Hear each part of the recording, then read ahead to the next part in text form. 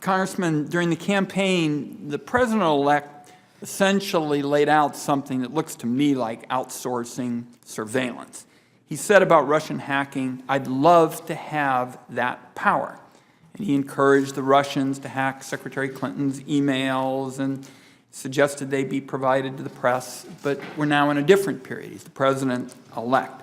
And it's one thing to talk, as we did earlier, with respect to your idea for collecting metadata in the future, all metadata in your words, but I want to ask you about outsourced surveillance. If a foreign government, an organization, a company, or an individual provided the agency with the communications of Americans on whom there were no warrants, what would your response be?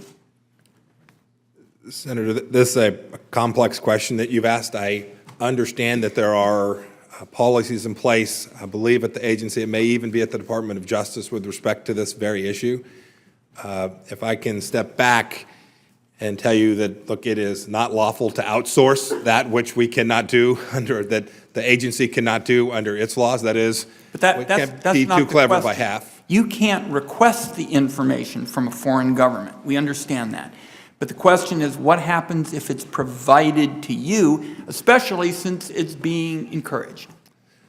Senator, my understanding is that the same set of rules that surround the information, if it were collected by the U.S. government, apply to information that becomes available as a result of collection from non-U.S. sources as well. Mr. Chairman, your courtesy has been appreciated. I would only ask in writing, I'd like your response on that. Obviously, part of this involves minimization. There are other issues, 12333. I'd like that in writing, and I'd also like in writing, before we vote, what limits you would have on your metadata proposal, particularly since you're advocating that it apply to personal lifestyle information like. Thank you, Mr. Chairman.